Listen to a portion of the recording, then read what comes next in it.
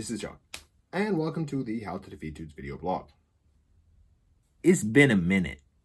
But anyway, the reason that I wanted to hop online today, aside from checking in with you guys and seeing how everybody's doing with all this coronavirus craziness, is more or less because over the past year or so, I've had all these ideas bouncing around in my head about different blogs that I wanted to do and different things that I wanted to talk about, but I was just never, ever actually getting around to it. And, I can make all these excuses about how, it's too hard being a father and how I just don't have time anymore and how I've got my businesses to run and this and this and that. But at the end of the day, if you really want to do something, the only way to get it done is just to sit down and do it. And as such, here I am. So anyway, what I actually wanted to talk to you guys about today, instead of talking about something that has to do with martial arts philosophy or something that has to do with martial arts techniques or things like that, is something that's a little bit more general. And something that I think at this point is actually a little bit more important, which is staying strong during difficult times. I mean, let's be honest, this coronavirus thing, it's hard on everybody. So as I think a lot of you guys already know, here in Japan, I run my own Taekwondo dojo, and I'm also an action actor. I do action movies, and I run my own stunt team. And earlier this year, the Taekwondo dojo was up to over 100 people. Myself and my stunt team had just worked on our first big Hollywood film, Which can't talk about right now, but I'm going to let y'all know when it's about to come out. and for lack of better words, we was rocking. And then the coronavirus came, and then all that went poof. And it was just gone. Now, that isn't to say that my dojang is dead. So I still talk to all my students all the time. We're still close. We're still cool. I'm still teaching some classes online. And I'm just doing whatever I have to just keep my community together and to keep my business alive and to keep my family fed until this whole thing can kind of pass. But that doesn't mean in any way, shape, or form that it's easy, because it's not. I don't think this is easy for anyone, to be perfectly honest. Well, except maybe the guys at Zoom or Charmin or Netflix. They don't exactly seem to be hurting right now, but such is how these things go. When change comes, for some people, it will be of great benefit, and for others, it will not. Such is life. But anyway, I'm not going to ramble on and on and on about myself or how hard my life is or anything like that. What I really wanted to do was just share a quote with you guys that I ran across not too long ago that I thought some of you may find inspiration from. And that quote is, "Pain pushes you until vision pulls you." Now, before I get into how exactly this quote is relevant to the situation that we're in right now, first I'd like to spend just a little bit of time talking about what it means. And basically what it's saying is that the reason that most people create positive change in their lives is because of something negative that happens, or because they're either in pain or they're very uncomfortable for one reason or another. And once that occurs, they realize that change is necessary and they start to make change.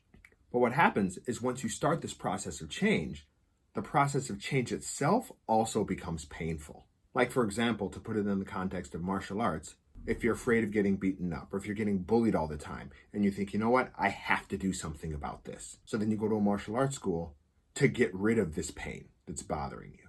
But then what ends up happening is that original pain, that original fear, or that original uncomfortableness is replaced with an entirely different kind of pain. Okay? In this case, the pain of getting beaten up, which is what's going to happen. When you first start learning a martial art, if you want to learn how to fight, you just got to get beaten up. It just happens. It's part of the process, right? So then because of that, now you had this first pain, which was being in fear all the time of getting beaten up. And now you're actually going through this process of getting beaten up. But then if you got the right attitude, you've got the right mindset, the other thing that will eventually start to happen is that even though you're dealing with pain right now, eventually you'll also start to have vision. You know what? I didn't do so well in the last sparring match, but I did a little bit better this time. And I think I could do a little bit better next time. And if I stick with this, eventually I'm going to start winning these fights. Or, eventually this muscle pain is going to go away. And when it does, I'm going to be stronger. And after a while, the pain that you're dealing with right now becomes manageable because you're completely focused on where you're going to be later. And even though you might be walking funny from all the bruises that you're getting, or because you're so sore all the time, you just keep thinking, man, if I stick with it, if I keep doing this, eventually I'm going to be a monster. Eventually I'm going to be a beast. Eventually nobody's going to be able to touch me. For myself, that vision was one of the things that pulled me through a lot of my own martial arts career, especially when I was training in Korea. Because when I was training in Korea, I got the crap beaten out of me a lot. Woo, did I ever get beat up a lot? But anyway, this doesn't just apply to martial arts. This actually applies to a lot of things. Maybe your original uncomfortableness or your original pain is the fact that you feel like you really need to lose weight. So you feel self-conscious about the way that you look. Okay? Or you're just tired of being tired all the time and of having very little energy. But then you start the process and then you're like, wait a minute, this exercising stuff is really hard. Eating the right food all the time is really hard. Or maybe the original pain is that you just didn't like your job. Then you're like, screw this. I'm going to go get a job that I like. Or I'm going to start a business that I want to build. And then you start and you're like, wait a minute, finding a job right now is really hard. Or wait a minute, learning all these new skills is hard. Or wait, I didn't know that building a business was going to be this hard, right? And then you start working through this new kind of pain. But eventually, it's holding on to that vision that will pull you through all that pain until it subsides and it subsides and it subsides and it subsides until it basically just goes away. And you arrive at that vision point. At which point, all of a sudden, you're going to find a new vision. And then you're going to find some new pain, too. Because that's just how it goes. But anyway, the reason that I think that this is relevant right now to pretty much everybody watching this is because right now, the world is in pain. Everybody's in pain right now. Everybody's stuck inside the house. People are having to wear masks everywhere, which if you've never done, is really uncomfortable. People are losing their jobs. Some people are losing members of their family, right? And to those people, before I say anything else, let me just offer my most sincerest condolences and say that I'm very, very, very sorry that you have had to live through this, because it is not your fault. And it's not fair. At the same time, though, despite the fact that we're all in pain right now, there are also positives that can come of this. And then I think what all of us need to do is to focus on those positives. For myself, having to shut down my Taekwondo school and close all the classes killed me, because this isn't just how I feed my family. I love it. You know what I mean? I genuinely enjoy my classes. I love all my students. We all get along. We hang out together. And then not being able to see them for God knows how long. But at the same time, I've also been able to use this time to acquire all these new skills. So because I'm at home all the time, I found an online teacher and I started learning how to draw so that I could do storyboarding. I went back to studying Korean, again, because I've got time.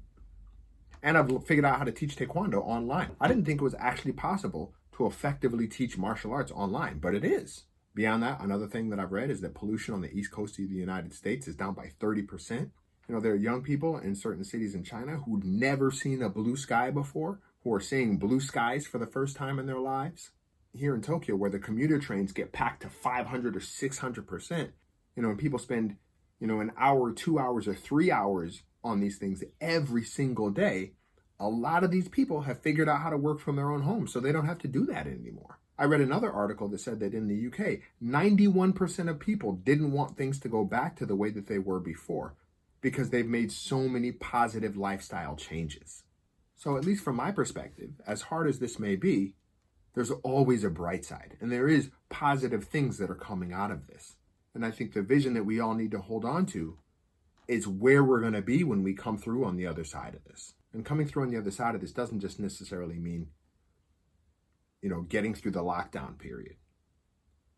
Because after we get through the lockdown period, we're still going to have to deal with the fact that there's probably going to be recession.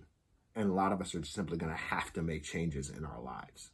But despite that, what I really, really hope is that everyone can find the positives, because there are always positives with every negative, just like there's always some negatives with every positive.